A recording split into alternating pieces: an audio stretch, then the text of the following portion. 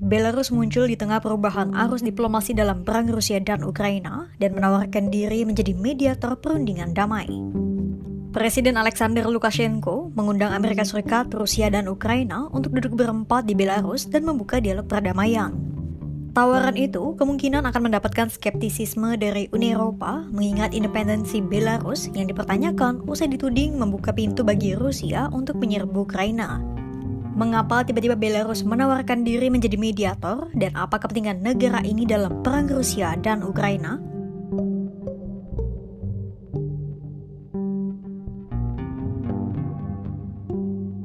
Belarus menawarkan diri menjadi tuan rumah pertemuan trilateral Amerika Serikat, Rusia, dan Ukraina pada Rabu 5 Maret 2025. Presiden Lukashenko menyebut tidak ada seorang pun yang boleh menekan Zelensky. Itulah mengapa Lukashenko menyebut semua pihak harus bersiap untuk berunding. Ia pun mengundang Presiden Donald Trump, Presiden Vladimir Putin, dan Presiden Volodymyr Zelensky untuk bertemu di Minsk, Belarus.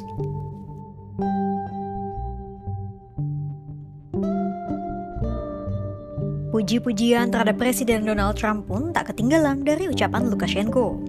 Tawaran Lukashenko itu mungkin akan menuai skeptisisme dari Uni Eropa, mengingat selama ini terutama dalam perang Rusia dan Ukraina, Belarus dianggap oleh Sekutu Barat serupa dengan Rusia. Alias, Belarus dianggap sebagai rekan dan aliansi Rusia karena satu dan lain hal. Misalnya, pada musim dingin Februari 2022, Lukashenko membiarkan Putin mengerahkan lebih dari 30.000 pasukannya ke Belarus dengan kedok melakukan latihan militer. Namun nyatanya, ribuan tentara Rusia itu justru menerobos perbatasan dan menyerbu Ukraina pada 24 Februari 2022. Padahal, jarak Belarus ke ibu kota Ukraina, Kiev, hanya sekitar 500 km saja.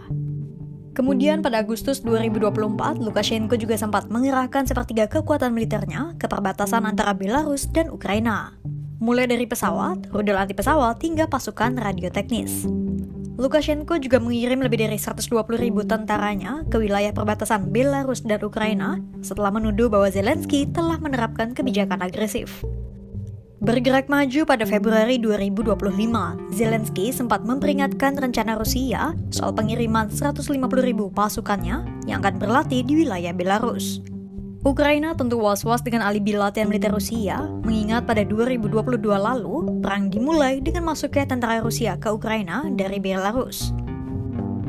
Dan segala perintah Lukashenko lainnya yang membuat Uni Eropa serta Presiden ke-46 Amerika Serikat Joe Biden memandang Belarus sebagai sekutu Rusia. Imbasnya, tak hanya Rusia, Belarus juga ikut dikenakan sanksi ekonomi oleh Barat. Namun setelah semua dinamika itu, Lukashenko tiba-tiba mengeluarkan narasi lunak terhadap Ukraina. Lukashenko menyinggung soal mineral tanah jarang yang dimiliki Ukraina. Presiden Belarus itu heran mengapa Amerika Serikat menuntut Ukraina untuk melepaskan wilayah yang telah diduduki Rusia untuk diberikan pada Moskwa. Padahal dari 20% wilayah yang diduduki, diduga terdapat banyak mineral tanah jarang di dalamnya. Bagi Amerika Serikat saja, mineral itu berharga, apalagi bagi Ukraina. Padahal di satu sisi, Rusia sudah memiliki banyak mineral serupa di negaranya yang besar.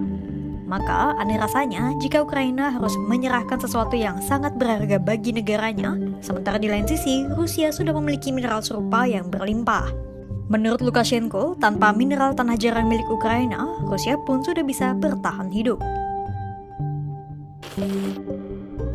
Как-то американцы требуют от Украины отдать им наиважнейшее, то, что у них есть. Здесь же не только о редкоземельных материалах идет речь, но идет речь о природном газе, о нефти, о логистике, о портах и так далее.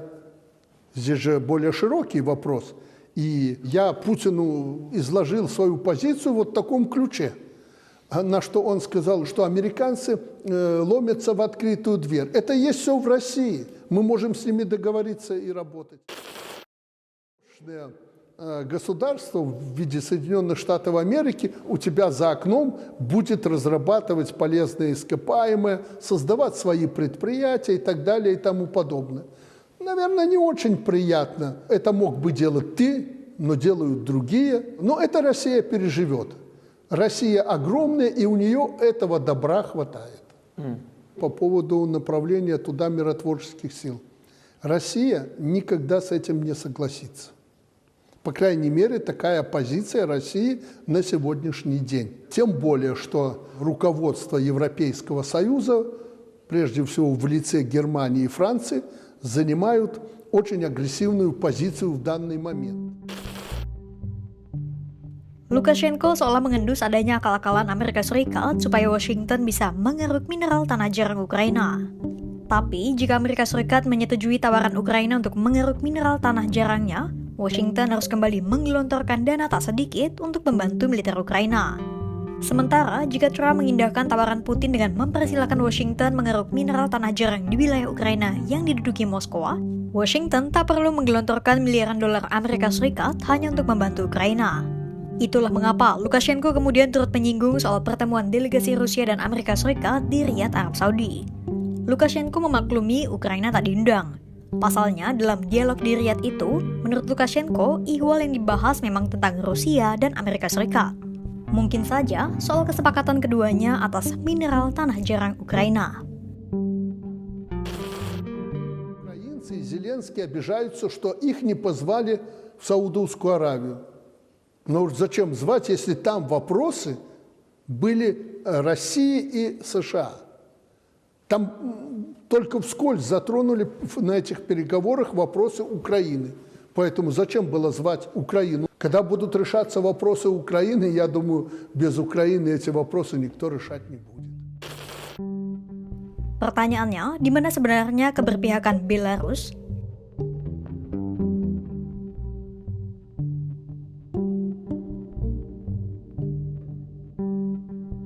Selama 30 tahun lamanya, Lukashenko telah mempertahankan posisi netral Belarus dengan tangan besinya. Lembaga pemikir The Jamestown Foundation memaparkan posisi Belarus dalam perang Rusia dan Ukraina. Pemaparan itu dituangkan dalam esai berjudul Belarus Demands a Seat at Russia-Ukraine Negotiation Table yang diunggah pada 14 November 2024. Secara geografis dan geopolitik, Belarus tentu menjadi pihak yang ikut terdampak dalam perang Rusia dan Ukraina.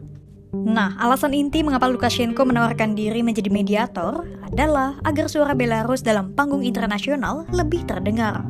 Lebih rinci, Lukashenko ingin memastikan kedaulatan Belarus tidak didikte oleh negara ataupun aktor lainnya. Maka, dengan menjadi mediator atau setidaknya mendapatkan kursi di meja perundingan, hal itu menandai bahwa keamanan Belarus diperhitungkan sebagai negara berdaulat.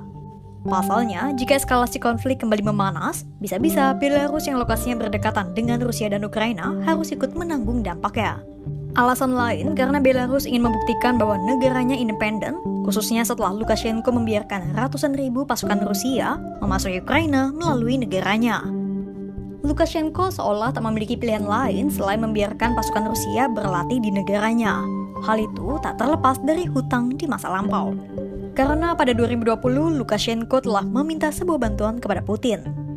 Saat itu, Lukashenko mengumumkan dirinya memenangkan Pilpres dengan perolehan suara 80%, mengalahkan lawan populernya Sviatlana Tsikhanouskaya yang disebutnya hanya memperoleh 10%. Klaim Lukashenko itu pun dibantah habis-habisan oleh oposisi, warga Belarus hingga Amerika Serikat dan Eropa. Pecahlah protes besar-besaran yang tak pernah terjadi sebelumnya di Belarus. Akhirnya, Lukashenko meminta bantuan Putin. Putin pun mengumumkan akan menerjunkan militer Rusia jika perlu ikut menenangkan situasi. Penangkapan massal terhadap lawan politik, jurnalis, aktivis, dan penyiksaan terhadap tahanan pun terjadi. PBB melaporkan lebih dari 37.000 orang ditahan per Mei 2021. Seolah balas budi, Lukashenko pun membiarkan Putin menggunakan Belarus sebagai pintu masuk menerobos Ukraina. Tak hanya karena urusan balas budi, sejak dulu Belarus pun masih kental akan unsur Uni Soviet yang membuat negara ini cenderung lebih dekat dengan Rusia meski melabeli diri sebagai negara netral.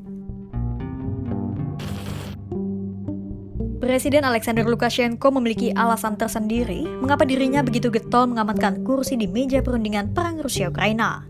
Sampai-sampai dirinya menawarkan diri menjadi mediator pertemuan trilateral Amerika Serikat, Rusia, dan Ukraina. Alasan utamanya satu, untuk menjaga kepentingan dan keamanan Belarus di tengah kompleksnya letak geografis dan geopolitik Minsk. Lantas, apakah Belarus memang negara yang tepat untuk menjadi lokasi pertemuan Amerika Serikat, Rusia, dan Ukraina? Ataukah tawaran Lukashenko ini hanya akan dianggap angin lalu oleh para pemimpin dunia? Simak terus perkembangannya hanya di kanal YouTube Kompas.com.